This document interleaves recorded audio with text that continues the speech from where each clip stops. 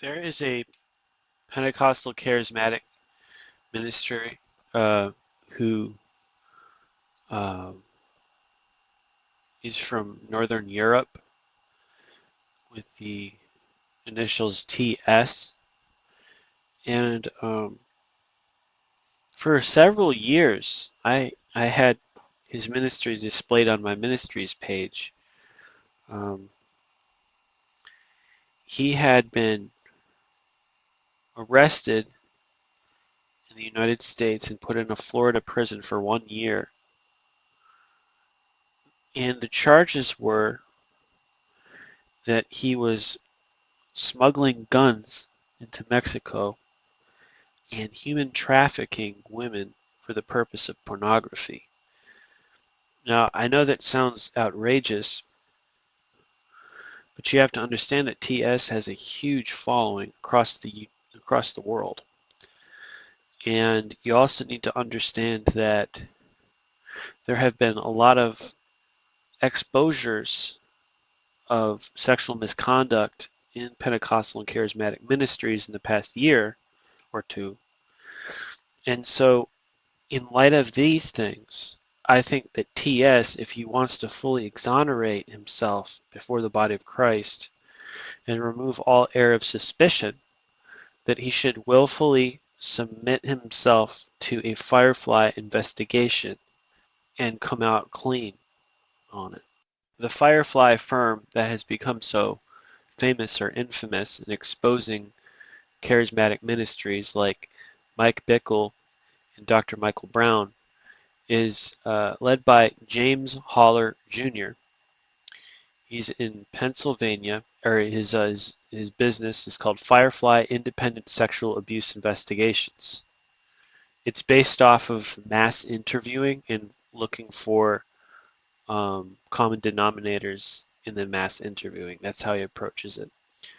If you want to uh, TS, if you'd like to fully exonerate yourself before the body of Christ, I would urge you to submit yourself willingly to a Firefly investigation. Uh, James Holler Jr.'s phone number is 717-752-4219. Again, that is 717-752-4219. And I have some legitimate questions here. And another issue is submitting to a third party lie detector test, where the test uh, people would ask you, have you been party to human trafficking for the purposes of pornography and prostitution? Have you been party to weapons smuggling? Um, and then if you can have an affidavit signed and confirm that you've passed that lie detector test with flying colors, that would add more corroboration to your testimony.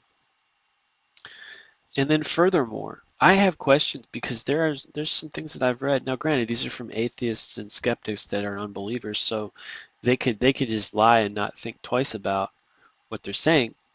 But there are things on the internet that suggest that it has cult-like control over people, where he tells them to cut off family, tells women to cut off their family members.